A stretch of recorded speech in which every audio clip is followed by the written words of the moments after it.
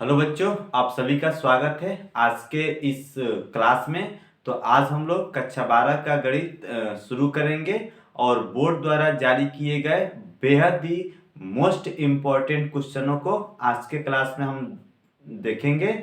और आज की क्लास जो होगी आपको बिल्कुल मैथमेटिक्स में 5 से 7 नंबर दिलाकर जाएगी। तो जैसा कि आपने थंबनेल को देखा है, आइए हम लोग क्वेश्चन की शुरुआत करते हैं। कौन कौन से प्रश्न हैं और किस टाइप के प्रश्न आपके बनते हैं। जैसा कि आप देख पा रहे होंगे, यहाँ पर हमने सबसे पहले चैप्टर को बता दें कि किस चैप्टर से आपको नंबर मिलने वाले हैं। तो चैप्टर है आपका रैखिक अवकल समीकरण।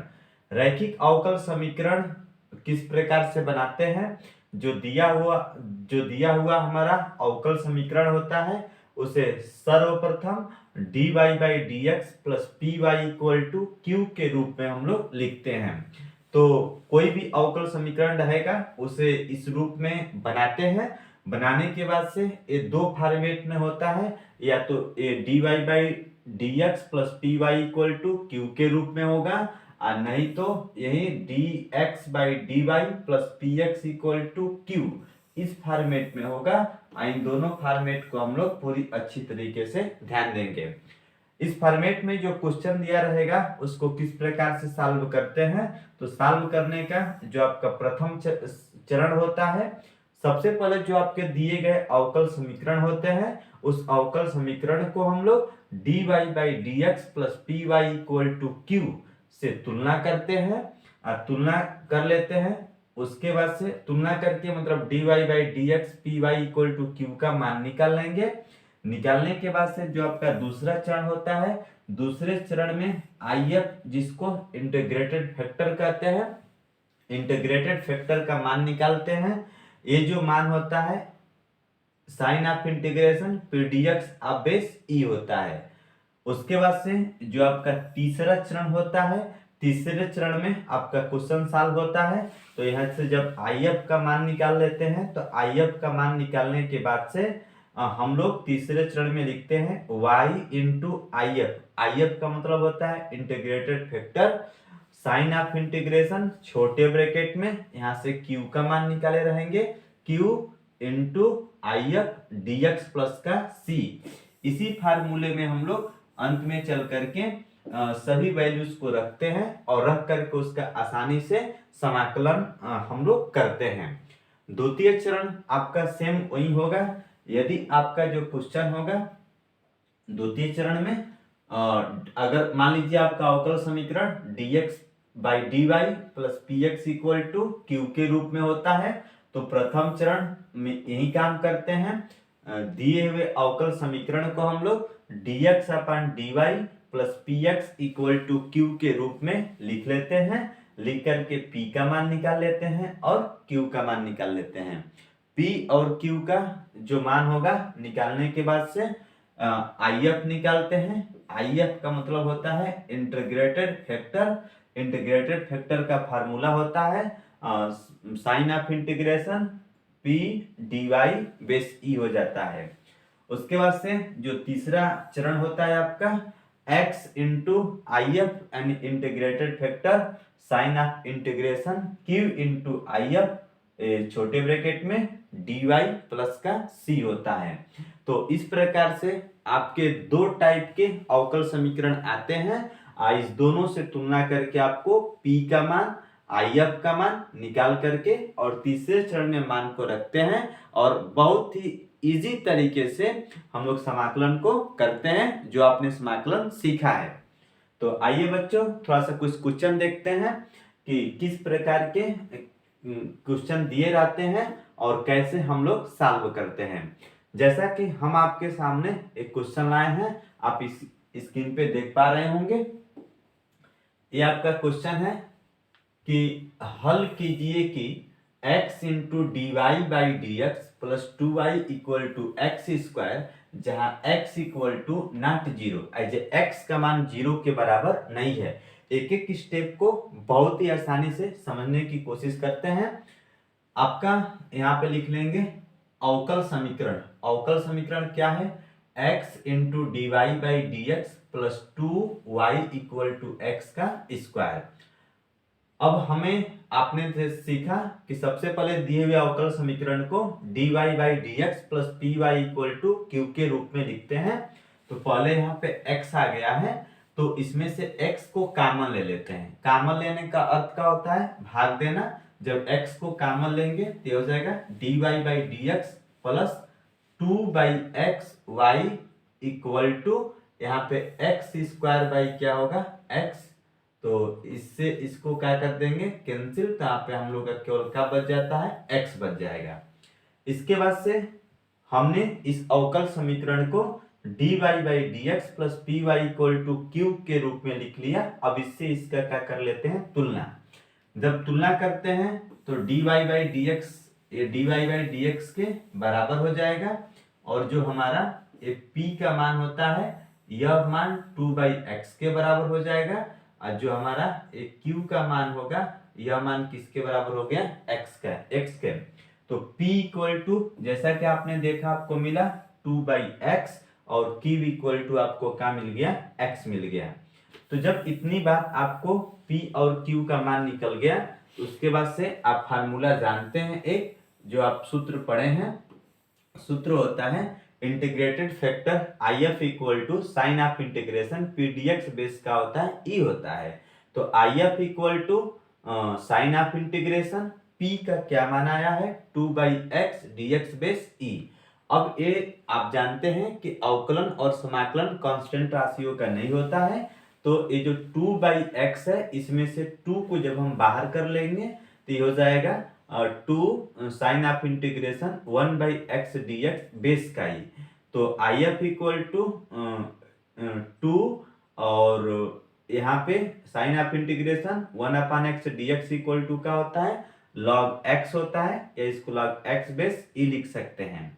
तो आई एफ इक्वल टू हो जाएगा ई, इस 2 को यहाँ पे भेज देंगे तो हो जाएगा I F equal to E log x square base E. अब ये जो पूरी वैल्यू आपको जो दिखाई दे रही है, इस मान बराबर होता है 1 के। तो आई एफ का मान क्या हो जाएगा? एक्स का स्क्वायर। इस प्रकार से यहाँ पे आपका इंटीग्रेटेड फैक्टर ज्ञात हो गया है। अब आप तीसरे चरण का जो सूत्र होता है, आपको पता है क्या फार्मूला हम लोग अप्लाई करते हैं? तो यह जो आपका सूत्र होता है कि y इंटू आई एफ यानी integrated factor equal to sign of integration q into I F D x plus का c। प्यारे बच्चों, यहाँ पे लिखते हैं y और आई एफ का मान क्या है? X square equal to bounded sign of integration x का q का मान क्या है? x है। आई एफ का मान क्या हो जाएगा? X square d x plus का c। तो y into x square equal to x square का x में गुणा करेंगे, x का q हो जाएगा dx प्लस का c। तो y into x square equal to x q का समाकलन करते हैं, तो आपको समाकलन का फार्मूला पता है कि साइन ऑफ इंटीग्रेशन जो x to the power n होता है, ये बराबर होता है किसके? x to the power n plus 1 बटा में क्या होता है? n प्लस 1 होता है। तो x का मान x के घाते 3 है, यानी n का मान 3 है। तो x के घाते 3 धन 1 बटा में 3 धन है, x के घाते 4 बाई 4, और प्लस का क्या हो जाएगा? c। तो इस प्रकार से आपका जो अवकल समीकरण था ये हल हुआ, और ऐसे प्रश्न आपके पेपर में पूछे जाएंगे। आपको आसानी से ऐसे प्रश्नों पे दिया जाएगा कितना नंबर? 5 नंबर। तो आप इसको पूरी अच्छी तरीके से सीख लेंगे। आइए एक और क्वेश्चन हम लोग देखते हैं। जैसा कि आप ये क्वेश्चन देख पा रहे होंगे, देख रहे हैं,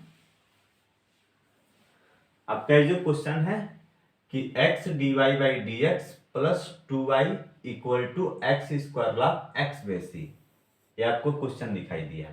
इसको लिख देंगे x dy by D x plus 2y equal to x square log X base E. तो इस पूरे में से उसी प्रकार से x को जब हम लोग कॉमन लेंगे तो dy by D x plus 2 by x y equal to x log x हो जाएगा। x को कॉमन लेंगे, कॉमन लेने का अर्थ क्या होता है? भाग देना। पूरे पद में जब x से भाग देंगे तो जैसे एक्स स्क्वायर है बाई एक्स करेंगे तो एगो x कट जाएगा, एगो x बच जाएगा, ये 2 बाई एक्स हो जाएगा। दिए हुए अवकल समीकरण को हम लोग dy by D x plus p y equal to q से क्या करते हैं, तुलना करते हैं।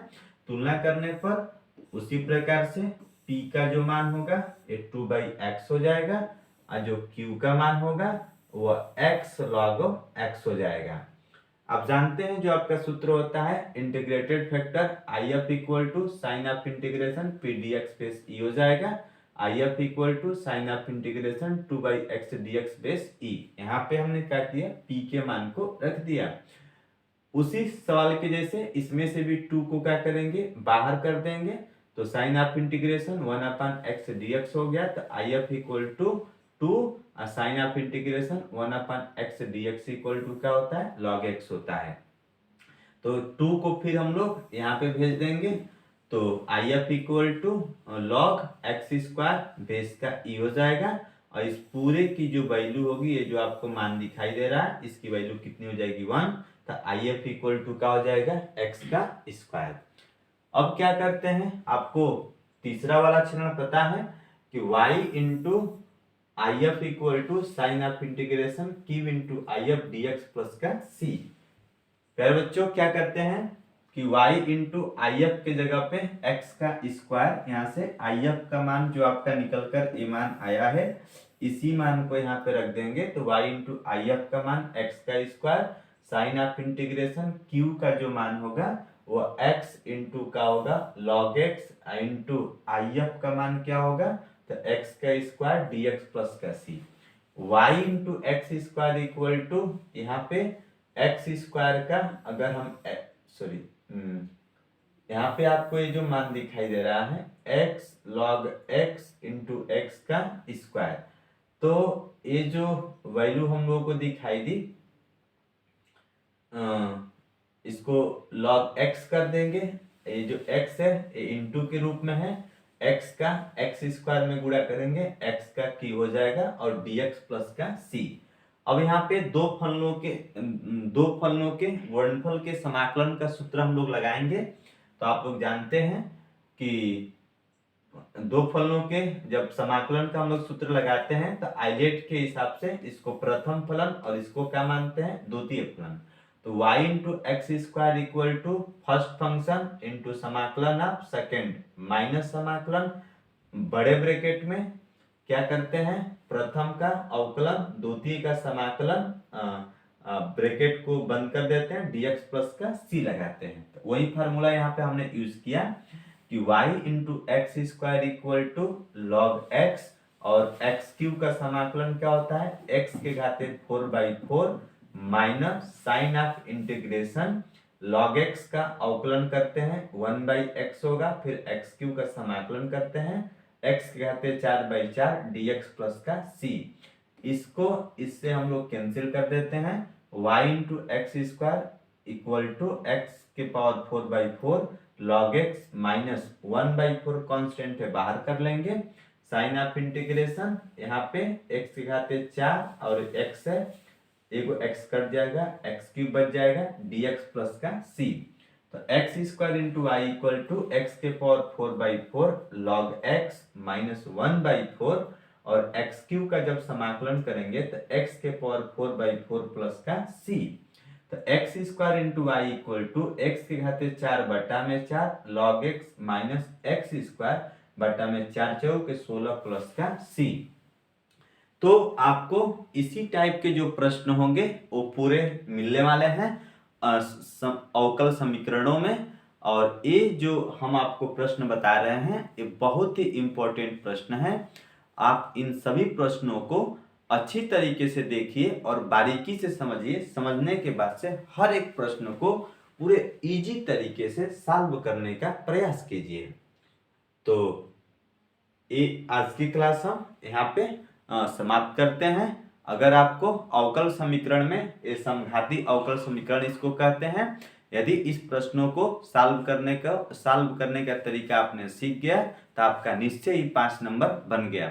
तो आप ऐसे ही प्रश्नों को और देखने के लिए आप मेरे इस ऑफिशियल यूट्यूब चैनल को सब्सक्राइब कीजिए कि बार बार आपको कोई भी वीडियो हम अपलोड करें नोटिफिकेशन जाता रहे।